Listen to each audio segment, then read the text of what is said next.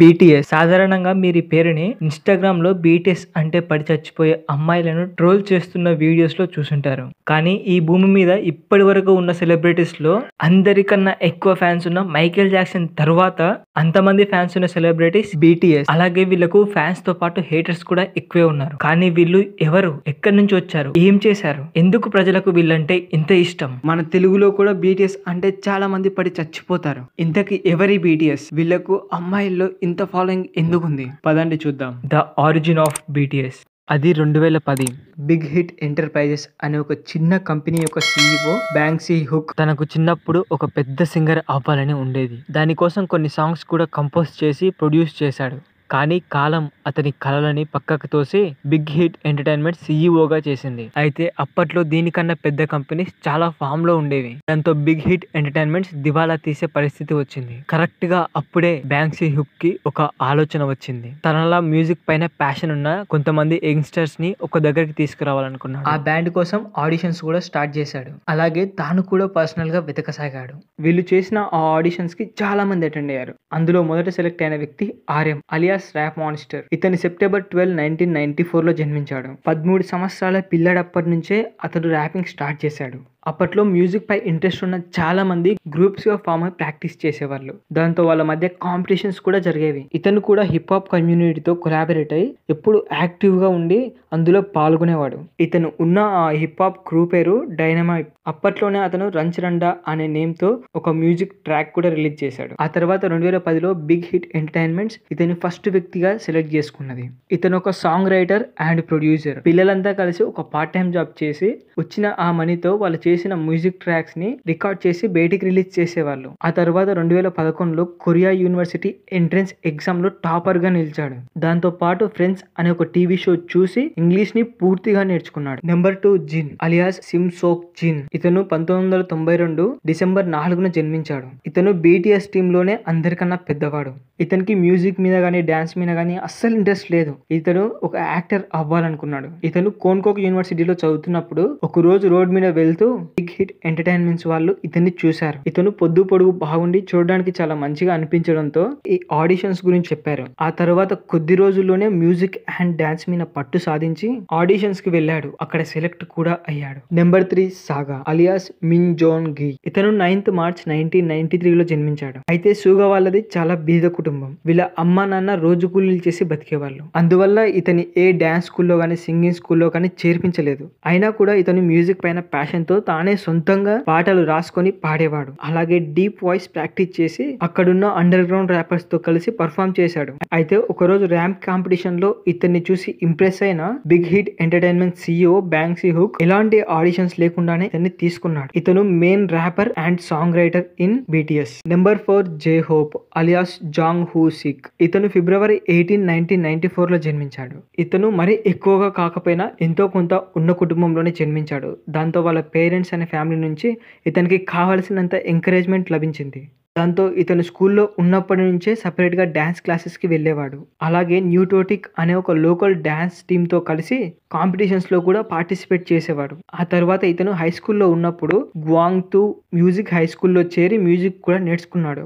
ఇతను 2010లో big hit entertainments కి ఆడిషన్స్ ఇచ్చి ఆడిషన్స్ లో కూడా సెలెక్ట్ అయ్యాడు. Number 5 Jimin alias Park Ji Min. ఈయన అక్టోబర్ 13, 1995లో జన్మించాడు. ఈయన ఒక సింగర్, డాన్సర్ అలాగే సాంగ్ రైటర్ కూడా. ఇతను డాన్స్ అంటే ప్యాషన్ తో సపరేట్ గా డాన్స్ క్లాసెస్ కూడా వెళ్లి నేర్చుకున్నాడు. వీళ్ళది కూడా ఒక పేద మధ్య తరగతి కుటుంబమే. ఇతను డాన్స్ అలాగే సింగింగ్ కూడా నేర్చుకున్నాడు. ఇతనికి 15 ఏళ్ళు వచ్చిన తర్వాత అంటే 2010లో బిగ్ హిట్ ఎంటర్ప్రైజెస్ కి ఆడిషన్ ఇచ్చారు. అదృష్టవశాత్తు అతను సెలెక్ట్ అయ్యాడు. కానీ ఒక ట్రైనీ అంటే ఆఖర్లో ఆ కంపెనీ వాళ్ళకు ఇతను నచ్చితే ఉంచుకుంటారు, లేదంటే తీసేస్తారు. అలా జాయిన్ అయ్యి ఆ తర్వాత మళ్ళీ 2012లో ఆడిషన్స్ లో సెలెక్ట్ అయ్యాడు. నెంబర్ 6 వి అలియాస్ కిమ్ టే హాంగ్. ఇతను ఒక accidental member in BTS. Accidental member అని ఎందుకన్నానో ముందు మీకే తెలుస్తుంది. ఇతను డిసెంబర్ 30, 1995లో జన్మించాడు. అయితే ఇతను నాలాగే షై అండ్ ఇంట్రోవర్ట్. ఇతనికి మ్యూజిక్ అంటే ఇష్టమే. అయినా కూడా పెద్ద మ్యూజిషియన్ అవ్వాలి, ఏదో సాధించాలన్న ఎలాంటి పట్టుదల కూడా ఇతనికి లేదు. ఇతని పేరెంట్స్ మిడిల్ క్లాస్ అయినప్పటికీ ఇతనికి బాగా సపోర్ట్ చేసేవాళ్ళు. కానీ మనోడు ఇల్లు వదిలి బయటికి ఎక్కడికి వెళ్ళేవాడు కాదు.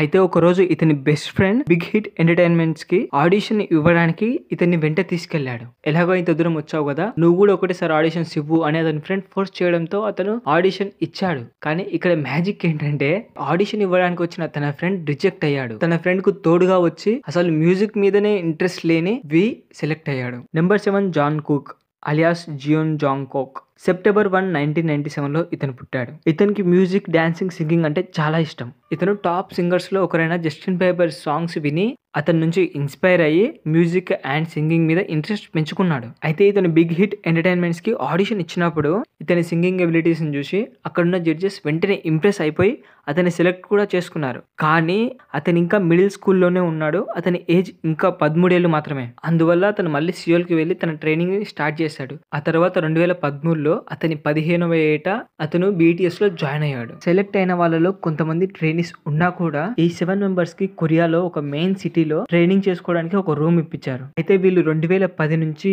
2011, 2012, 2013 వరకు ఆ రూమ్ లోనే ప్రాక్టీస్ చేశారు. అయితే వీళ్ళలో కొంతమంది మధ్యలో జాయిన్ అయిన వాళ్ళు కూడా ఉన్నారు. బిగ్ హిట్ ఎంటర్టైన్మెంట్స్ చాలా చిన్న కంపెనీ కావడంతో వీళ్ళకు డబ్బులు కూడా చాలా తక్కువగా ఇచ్చేది. దాంతో వీళ్ళకు డబ్బులు సరిపోక వీళ్ళు పార్ట్ టైం జాబ్స్ కూడా చేశారు. శక్తికి మించిన పాటలు రాసుకొని ఆ పాటలకు డాన్స్ స్టెప్పులు కూడా నేర్చుకున్నారు. అయితే ఇప్పుడు వాళ్ళ ముందున్న ఇంకొక అతిపెద్ద ప్రాబ్లం, జనాలు వీళ్ళ సాంగ్స్ ని ఆదరిస్తారా? పదండి చూద్దాం. అది 2013 జూన్ 13వ తారీఖు వాళ్ళ ఫస్ట్ ఆల్బమ్ అయిన టూ కూల్ ఫోర్ స్కూల్ ని నో మోర్ డ్రీమ్స్ అనే ఒక టైటిల్ తో రిలీజ్ చేశారు. అయితే ఈ సాంగ్ ని యంగ్ పీపుల్ సక్సెస్ అవ్వడానికి ఎంత కష్టపడుతున్నారు, అలాగే స్కూల్స్ పిల్లల యొక్క డ్రీమ్స్ ని ఎలా నాశనం చేస్తున్నాయి, అలాంటి కొన్ని సోషల్ యాక్టివిటీస్ మీద ఈ సాంగ్ రాశారు. కొత్త వాళ్ళు కావడంతో ఎవరు ఈ ఆల్బమ్ ని పట్టించుకోలేదు. అలాగే ఈ సాంగ్ కి ప్రమోషన్స్ కూడా ఎక్కువ చేయకపోవడంతో అసలు ఈ సాంగ్ వచ్చిందన్న విషయం కూడా చాలా మందికి తెలియదు. అయినా కూడా వీళ్ళు బాధపడకుండా చాలా కాంపిటీషన్స్ లో పాల్గొన్నారు. 그래서 늦은 건데 햄버거 사오고 콜라랑 얘네는 우리 사이다 욕을 했을 사오고 거야. 이거 보시고 인정해 주셔야 돼요.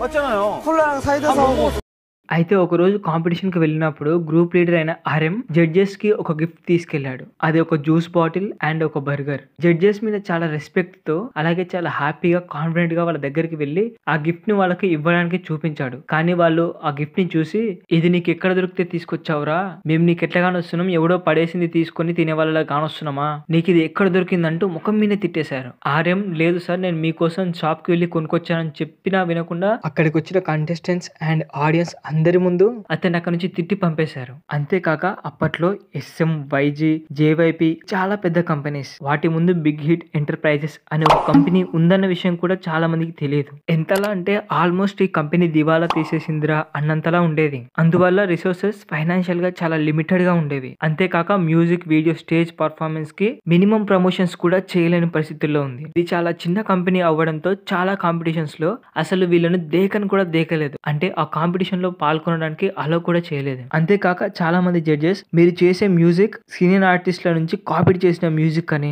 అలాగే మీరు ఫేక్ హిప్ హాప్ ఆర్టిస్టులు ఎందుకు చేస్తున్నారా వీడియోలు బంద్ చేసుకోనరా అని ముఖం మీద చెప్పేశారు. అంతేకాక వేరే ఆర్టిస్టుల ఫ్యాన్స్ వీళ్ళు కనపడితే చాలు నోటికి వచ్చినట్టు తిట్టేవారు. అందువల్ల వీళ్ళ పేరెంట్స్ కూడా మ్యూజిక్ లేదు ఏం లేదు, మరసంగా ఇంటికి వచ్చి ఏదో ఒక పని చేసుకొని బతకండి అని తిట్టసాగారు. అలాగే అక్కడున్న యూత్ కూడా వీళ్ళపై చాలా నెగిటివ్ కామెంట్స్ చేసింది. అలా 2013లో కేవలం 50,000 కాపీలు మాత్రమే అమ్ముడుపోయాయి. అందులో NO అనే ఒక ఆల్బమ్ కొద్దిగా సక్సెస్ అందుకుంది. అయితే 2014లో మొత్తం 4 సాంగ్స్ రిలీజ్ చేశారు. ఫిబ్రవరిలో బాయ్ ఇన్ లవ్, ఏప్రిల్లో జస్ట్ వన్ డే, ఆగస్ట్ లో డేంజర్, అలాగే అక్టోబర్ లో వే ఆఫ్ హార్మోన్. అయితే వీళ్ళు చేసే ప్రతి సాంగ్ లో ఏదో ఒక సోషల్ మెసేజ్ ఉండేది. అలాగే వీళ్ళ unique style of song, stage presence తో ఈ 4 సాంగ్స్ మంచి గుర్తింపును సాధించుకున్నాయి.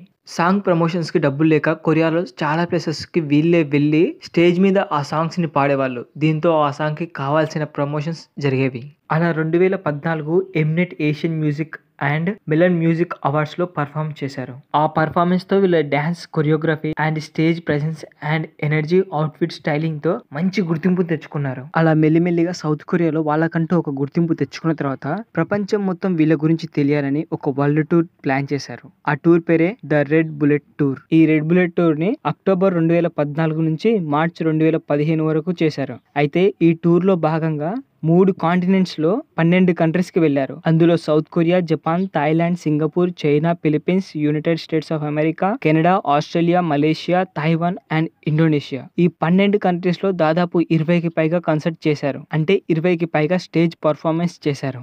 అయితే ఈ వరల్డ్ టూర్ లో భాగంగా అక్టోబర్ 17, 2014లో యుఎస్ఏకి వెళ్లారు. వీళ్ళలో ఒక్క ఆర్ఎంకి తప్ప మిగతా వాళ్ళకి ఎవరికి కూడా ఇంగ్లీష్ అంతగా రాదు. వేరే కంట్రీస్ వాళ్ళు యుఎస్ఏ లో కాన్సర్ట్ చేయడం ఇదే మొదటిసారి. ఇప్పటికే జస్టిన్ బీబర్ లాంటి పెద్ద పెద్ద స్టార్స్ ఫామ్ లో ఉన్నారు. అందులోనూ ప్రమోషన్స్ కి వీళ్ళ దగ్గర మనీ కూడా ఎక్కువగా లేదు. దాంతో కాన్సర్ట్ కి ఒక వారం రోజుల ముందు వీళ్ళే అమెరికా వీధుల్లోకి వెళ్లి స్వయంగా వాళ్ళే ప్రమోషన్స్ చేసుకున్నారు. అలా మొట్టమొదటిగా లాస్ ఏంజల్స్ లో నోకియా థియేటర్ లో జరిగిన ఈ ఈవెంట్ కి మొత్తం 200 మంది గ్యాదర్ అయ్యారు. ఇలా వేరే కంట్రీస్ నుంచి యుఎస్ కి వచ్చి పర్ఫార్మ్ చేసిన మొట్టమొదటి బ్యాండ్ బీటీఎస్. ఆ పర్ఫార్మెన్స్ చేస్తున్నంతసేపు వాళ్ళ సింగింగ్ అండ్ డాన్స్ మూమెంట్స్ తో ప్రజలను అట్రాక్ట్ చేయడంతో పాటు ప్రోగ్రామ్ అయిపోయిన తర్వాత కూడా అక్కడికి వచ్చిన ప్రజలతో ఆ బీటీఎస్ మెంబర్స్ ఆప్యాయంగా మాట్లాడడం, అక్కడికి వచ్చినందుకు వాళ్ళకు కృతజ్ఞతలు చెప్పడం, అక్కడికి వచ్చిన ప్రతి ఒక్కరి దగ్గర మర్యాదగా మాట్లాడడంతో పాటు వాళ్ళు అడిగిన కొన్ని ప్రశ్నలకు వీళ్ళకు వచ్చి రాని ఇంగ్లీష్ లో సమాధానాలు చెప్పారు. వీళ్ళ ఈ ఫ్రెండ్లీ నేచర్ వల్ల ఏదో చూద్దాంలే అంటూ నార్మల్ గా వచ్చిన ప్రజలు కూడా వీళ్ళ ఫ్యాన్స్ అయిపోయారు. ఆ 12 కంట్రీస్ తిరిగిన తర్వాత the most beautiful moments in life on stage అనే టైటిల్ తో మార్చి 2016 నుంచి 2017 మార్చి వరకు మళ్ళీ ఒక వరల్డ్ టూర్ వేశారు. అయితే ఇందులో మెయిన్ గా ఏషియా, నార్త్ అమెరికా, యూరోప్ లో చేశారు. అయితే ఆ తర్వాత మళ్ళీ ద వింగ్స్ టూర్ అని 2017 ఫిబ్రవరి నుంచి 2017 డిసెంబర్ వరకు చేశారు. ఈ టూర్ లో Asia, North America, Europe, Latin అమెరికాలో తిరిగి దాదాపు 19 కంట్రీస్ లో 80కి పైగా షోస్ లో పాల్గొన్నారు. ఆ తర్వాత మళ్ళీ లవ్ యువర్ సెల్ఫ్ అని ఆగస్ట్ 2018 నుంచి ఏప్రిల్ 2019 వరకు ఇంకొక వరల్డ్ టూర్ వేశారు. ఇందులో Asia, North America, Europe, Oceania continents ని విజిట్ చేశారు. ఇప్పటి వరకు చేసిన టూర్ల వల్ల ఇది the most expensive and successful tour గా మారింది. ఇలా ఇప్పటి వరకు 6 వరల్డ్ టూర్స్ లో 300కు పైగా కన్సర్ట్ చేశారు. అయితే అందులో 103 సౌత్ కొరియాలో చేశారు. The collaborations of BTS. BTS ఇప్పటి వరకు అమెరికన్ సింగర్స్ అయిన హ్యాస్లీ, ద చైన్ స్మోకర్, జారా లాడ్సన్ లాంటి సింగర్స్ తో కొలాబరేషన్స్ చేశారు. అయితే బీటీఎస్ హార్డ్ వర్క్ లోనే కాదు, స్మార్ట్ వర్క్ లో కూడా నెంబర్ 1. అయితే ఈ కొలాబరేషన్స్ వల్ల బీటీఎస్ కొలాబరేట్ అయిన వ్యక్తి గురించి బీటీఎస్ ఫ్యాన్స్ కి, అలాగే బీటీఎస్ గురించి బీటీఎస్ కొలాబరేట్ అయిన వాళ్ళ ఫ్యాన్స్ కి తెలుస్తుంది. దీనివల్ల ఇద్దరికి బెనిఫిటే. అలాగే ఎక్కువ మందితో కొలాబరేట్ అవ్వడం వల్ల బీటీఎస్ తన వింగ్స్ ని ఇంకా పెద్దగా స్ప్రెడ్ చేసుకుంది. అలా మొత్తం ఇప్పటి వరకు దాదాపు 25కు పైగా కొలాబరేషన్స్ చేశారు. The awards. బీటీఎస్ ఇప్పటి వరకు పదుల సంఖ్యలో కాంపిటీషన్స్ లో పాల్గొంది. అలాగే 100కు పైగా కాన్సర్ట్ చేసింది. అలాగే 100లకు పైగా సాంగ్స్ కూడా చేసింది. అయితే వాటిలో యూత్ ని మోటివేట్ చేసే సాంగ్స్ తో పాటు సొసైటీలో జరుగుతున్న తప్పులను కూడా ఎత్తి చూపించేది. వీటన్నిటితో బీటీఎస్ కి చాలా అవార్డ్స్ వచ్చాయి. చూసే మీలో ఎవరైనా సరే ఒకసారి వీడియోని పాస్ చేసి ఎన్ని అవార్డ్స్ వచ్చుంటాయో ఒకసారి గెస్ చేసి కామెంట్ బాక్స్ లో రాయండి. అయితే బీటీఎస్ కి ఇప్పటి వరకు 11 అమెరికన్ మ్యూజిక్ అవార్డ్స్ తో పాటు 13 ఏషియన్ ఆర్టిస్ట్ అవార్డ్స్ కూడా వచ్చాయి. అయితే ఇప్పటి వరకు బీటీఎస్ కు ఎవరు ఊహించని విధంగా ఈ ప్రపంచ వ్యాప్తంగా 525 అవార్డులు వచ్చాయి. అయితే ఇవన్నీ కేవలం ప్రజలు బీటీఎస్ వైపు తిరిగి చూసేలా మాత్రమే చేశాయి. అయితే ప్రపంచవ్యాప్తంగా కొన్ని కోట్ల మంది ప్రజలని బీటీఎస్ ఫ్యాన్స్ చేసింది మాత్రం వాళ్ళు వాళ్ళ దేశానికి చేసిన సేవ, అలాగే వాళ్ళ మంచితనం. అదేంటో కూడా చూద్దాం రండి. Number 7 Zimin. కరోనా టైంలో లాక్డౌన్ వల్ల ప్రజలు తిండి తిప్పలేక బాధపడుతుంటే అతను తన గ్రామమైన భూషణ్ లోని గ్రామ ప్రజలకు ఫుడ్, షెల్టర్, అలాగే వాళ్ళకి కావాల్సిన సరుకులు ఇవ్వడం కోసం తన సొంత డబ్బైన 30 మిలియన్ యెన్స్ ని ఖర్చు చేశాడు. అలాగే భూషణ్ అండ్ జియోనామ్ సిటీస్ లో 2019 నుంచి ప్రతి సంవత్సరం పిల్లలకు కొత్త బుక్స్ ఇవ్వడంతో పాటు పిల్లలకు కూర్చోవడానికి చైర్స్, అలాగే డెస్క్ తో పాటు స్కూల్ లేని చాలా విలేజెస్ లో స్కూల్స్ కూడా ఇతను కట్టించాడు. నెంబర్ 6 జే హోప్. ఇతను తన టౌన్ లో బాగా చదివే పేద పిల్లలకు తన సొంత డబ్బుతో స్కాలర్షిప్స్ ఇస్తూ వాళ్లకు ఫ్రీగా చదువు చెప్పిస్తున్నాడు. అలాగే యానిమల్ రెస్క్యూ తో పాటు flood relief hope bridge honour యొక్క క్లబ్ మెంబర్. ఈ క్లబ్ ఎప్పుడైనా నేచురల్ డిజాస్టర్స్ అంటే వరదలు కానీ, కార్చిచ్చు కానీ, లేదా భూకంపాలు కానీ వచ్చినప్పుడు ప్రజలకు అందుబాటులో ఉండి వాళ్ళు మళ్ళీ కోలుకునేంత వరకు వాళ్ళకి కావాల్సిన ముడి సరుకులను, అలాగే ఆహారాన్ని, షెల్టర్ ని కూడా ప్రొవైడ్ చేస్తుంది. దీనికోసం అతను 100 మిలియన్ వోన్స్ ని డొనేట్ చేశాడు. అలాగే ఆఫ్రికాలోని పసిపిల్లల ఆహారం మరియు ఆరోగ్యం కోసం కావలసిన మందులు, అలాగే ఫుడ్ కోసం ఇతడు చాలా మనీ డొనేట్ చేశాడు. అలాగే 2024 డిసెంబర్ 29న జేజు ఎయిర్ప్లేన్ క్రాష్ అయ్యి అందులో 179 మంది చనిపోయారు. అందులో మరణించిన వాళ్ళ ఫ్యామిలీకి 2025 జనవరిలో దాదాపు 100 మిలియన్ వోన్స్ ని డొనేట్ చేశాడు. నెంబర్ 5 జిన్. ఇతను కొరియా యూనివర్సిటీ మెడికల్ సెంటర్ ని డెవలప్ చేయడం కోసం గుడ్ విల్ లైఫ్ లవ్ అనే ఒక ప్రాజెక్ట్ లో భాగంగా అతను 100 మిలియన్ వోన్స్ డొనేట్ చేశాడు. అయితే ఈ మెడికల్ సెంటర్ అరుదైన, అలాగే అసలు చికిత్స లేని రోగాల బారిన పడిన ప్రజలకు వాళ్ళకు ఫ్రీగా ట్రీట్మెంట్ చేస్తుంది. నెంబర్ 4 వి. మన భారతదేశంలో సాధారణంగా ఆర్మీకి చాలా రెస్పెక్ట్ ఇస్తాం. అలాగే మొబైల్స్ లో కానివ్వండి, మూవీస్ లో కానివ్వండి వాళ్ళని చాలా గొప్ప వాళ్ళగా చూస్తాం. కానీ వాళ్ళకు ప్రత్యక్షంగాను పరోక్షంగాను మనం ఎలాంటి సహాయం కూడా చేయం. వాళ్ళ పేర్లు చెప్పి 100 కోట్లు 1000 కోట్లు మూవీస్ కలెక్ట్ చేస్తున్న ప్రొడ్యూసర్స్ కూడా వాళ్ళకు మినిమం సహాయం కూడా చేయరు. కానీ సౌత్ కొరియాలో వి అనే ఈ నెంబర్ వాళ్ళ మిలిటరీ అలాగే ఆర్మీ ఫిట్ గా ఉండాలని వాళ్ళ ఆర్మీ మొత్తానికి కావాల్సిన జిమ్ ఎక్విప్మెంట్స్ ని మిలిటరీకి డొనేట్ చేశాడు. దాంతో పాటు చాలా సార్లు మిలిటరీకి ఫుడ్ కూడా పంపేవాడు. అలాగే చాలా హాస్పిటల్స్ కి ఎవరికి తెలియకుండా సీక్రెట్ గా చాలా డబ్బు కూడా డొనేట్ చేశాడు. అయితే అందులో కొన్ని హాస్పిటల్స్ ఈ విషయాన్ని బయటికి చెప్పాయి. నెంబర్ 3 జంగుకూక్. 2023 ఏప్రిల్ న national university of children hospital కి ఆయన దాదాపు $1 బిలియన్ ని డొనేట్ చేశాడు. డబ్బు లేక వైద్యానికి దూరంగా బాధపడుతున్న ప్రజల కోసం యూజ్ చేయండి అని కూడా చెప్పాడు. అలాగే uncurable disease, childhood cancer, leukaemia లాంటి చిన్న పిల్లల రోగాలకు ప్రత్యేకంగా చూడమని చెప్పాడు. Number 2 RM. BTS team leader అయిన ఆర్ఎం సౌత్ కొరియన్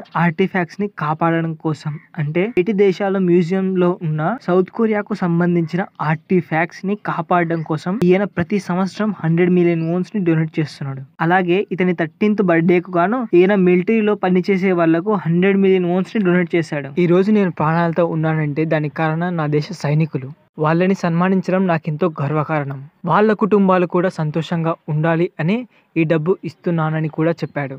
నెంబర్ 1 సుగా. ఇతను BTS టీం మొత్తంలోనే ఎక్కువ డొనేషన్స్ చేశాడు. ఇతను తన 29వ బర్త్డే సెలబ్రేషన్స్ లో భాగంగా పీడియాట్రిక్ ఫౌండేషన్ కి $100 మిలియన్ 329 బొమ్మలను కూడా డొనేట్ చేశాడు. అలాగే 2023లో సౌత్ కొరియాలో వైల్డ్ ఫైర్ రావడం వల్ల చాలా మంది ఇళ్లను, పంటలను, పశువులను కోల్పోయారు. వాళ్ళ కోసం home bridge disaster relief association కి $100 మిలియన్ ని డొనేట్ చేశాడు. అలాగే 39 ఆర్ఫనేజెస్ కి ఫుడ్ కూడా డొనేట్ చేశాడు. క్యాన్సర్ తో ఫైట్ చేస్తున్న పిల్లలను కాపాడడం కోసం. కిమ్యాంగ్ మెడికల్ యూనివర్సిటీకి $88,000 ని డొనేట్ చేశాడు. అలాగే టర్కీ అండ్ సిరియాలో చిల్డ్రన్ ఎమర్జెన్సీ రిలీఫ్ ఫండ్ గాను $100 మిలియన్ ని డొనేట్ చేశాడు. అలాగే 2021 నుంచి BTS యూనిసెఫ్ తో కొలాబరేట్ అయింది. అప్పటి నుంచి లవ్ యువర్ సెల్ఫ్ ఆల్బమ్ నుంచి వచ్చిన మనీ మొత్తాన్ని యూనిసెఫ్ కి డొనేట్ చేశాడు. అలాగే ఎండ్ వైలెన్స్ అంటే పెద్దవాళ్ళ నుంచి అలాగే ఆకలి నుంచి పిల్లలను కాపాడడం కోసం యూనిసెఫ్ కు సపోర్ట్ చేస్తూ చాలా ప్రోగ్రామ్స్ కూడా చేశారు. అలాగే యునైటెడ్ నేషనల్ జనరల్ అసెంబ్లీలో యూనిసెఫ్ గురించి మాట్లాడుతూ యూనిసెఫ్ చేస్తున్న మంచి పనులను చెప్తూ యూనిసెఫ్ కు విరాళాలు